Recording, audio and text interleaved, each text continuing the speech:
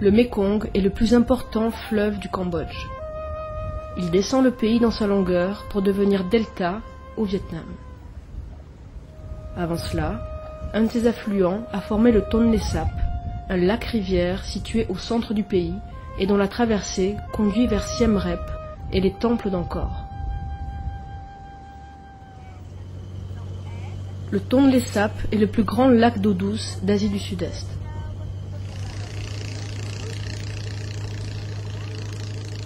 On y navigue seul, en famille ou à plusieurs.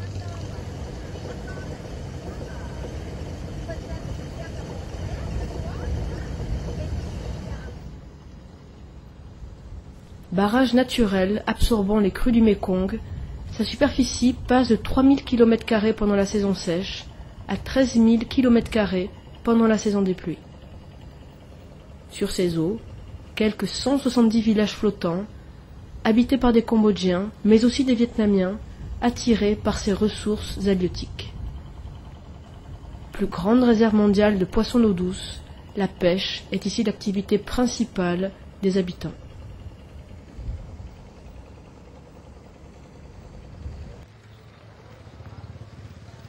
Kampong Chnang est construite sur les rives marécageuses du Tonlé Sap. Cette ville se situe entre Phnom Penh et Siem Reap.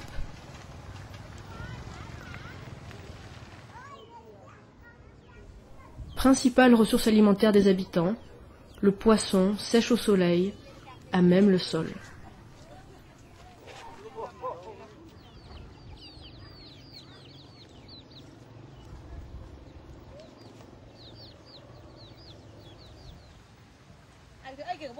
Le serpent est aussi une nourriture très prisée. Les petits sont préparés en brochettes et les plus gros attendent que vienne leur heure pour des occasions plus importantes. Cette simplicité extrême n'empêche pas de se faire une certaine idée du luxe, même si chacun sait que la vraie richesse est ailleurs. Plus au sud, dans le village d'artisans de la soie Chongko, l'habitat est rudimentaire et de simples cabanes de bois suffisent à héberger une famille entière. Ici, l'art fait partie intégrante de la vie et les kramas sont souvent multi-usages. Dans cette végétation luxuriante, les petites maisons se cachent sous les bananiers et s'effacent devant le gigantisme du temple du village.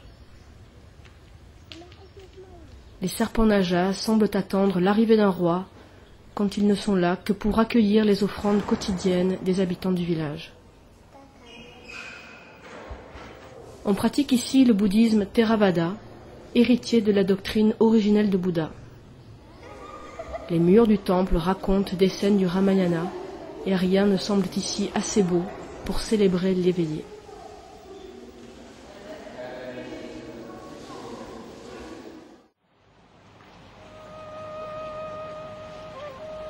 Le contraste entre les maisons sur pilotis et les stupas des rives du Mékong et du Tonlé Sap est à l'image de la vie des Cambodgiens. Leur mode de vie rudimentaire s'inscrit dans la quête de la paix intérieure, chemin spirituel qui passe par l'extinction de tout désir.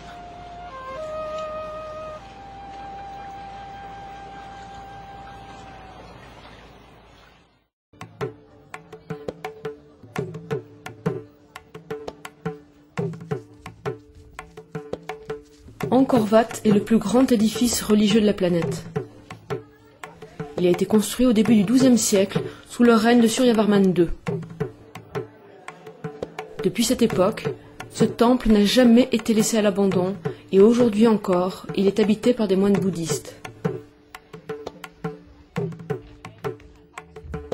Comme si le temps ne faisait ici que passer, les murs d'Angkor Wat traversent les époques en conservant leur splendeur.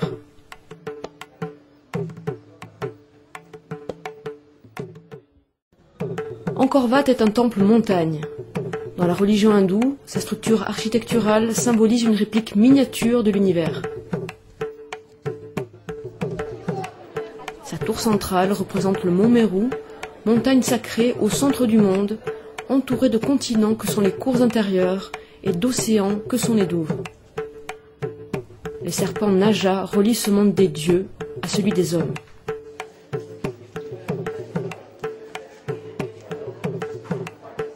Les 800 mètres de bas-relief du premier étage représentent des scènes historiques comme les victoires de l'armée khmère de Suryavarman II, mais aussi des scènes mythologiques du Ramayana. Un des bas-reliefs les plus spectaculaires est celui du barattage de la mer de lait. Dans ce mythe de la cosmologie hindoue, les dieux bienfaisants Deva se disputent un serpent avec les démons Asura pour gagner l'élixir d'immortalité.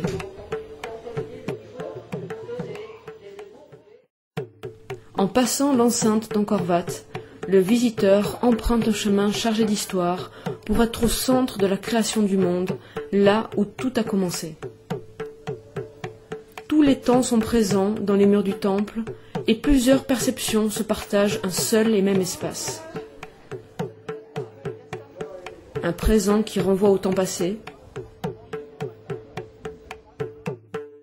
un présent de l'ici et du maintenant, et un présent qui se projette déjà dans son futur.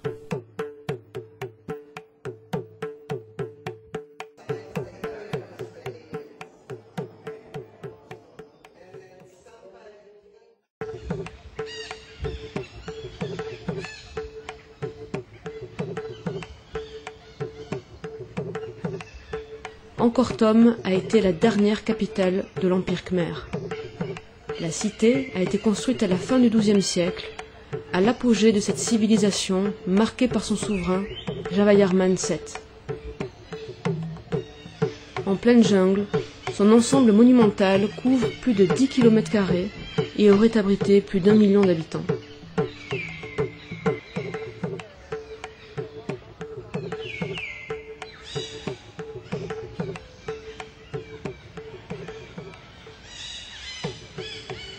Pour passer l'enceinte d'Angkor Thom, il faut traverser un pont et faire face à une série de visages. 54 dieux à gauche et 54 démons à droite, images représentant le mythe cosmologique hindou du barattage de la mer de lait.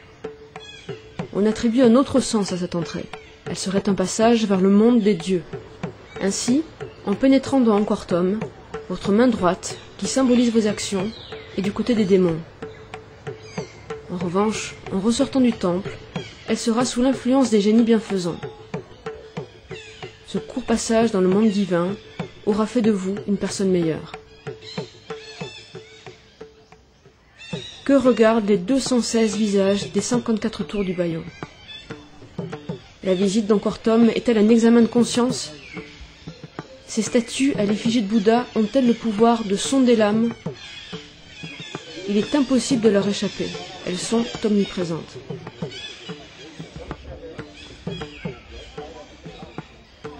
À côté du Bayon, le temple montagne du Baphuon fait figure d'épreuve de vérité. Le fantôme d'un Bouddha couché n'apparaîtrait alors dans les ruines qu'à celui qui a su trouver, grâce à sa visite, la paix intérieure.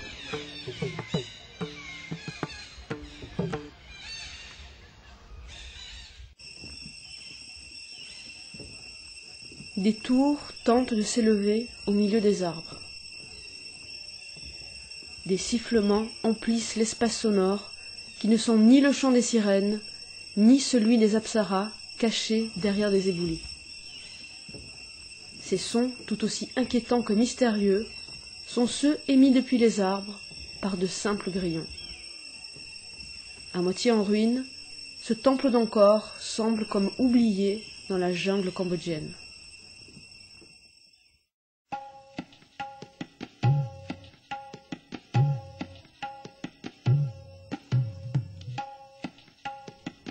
L'entrée de Taprom est discrète, mais en passant son mur d'enceinte, le voyageur pose un pied dans un autre monde.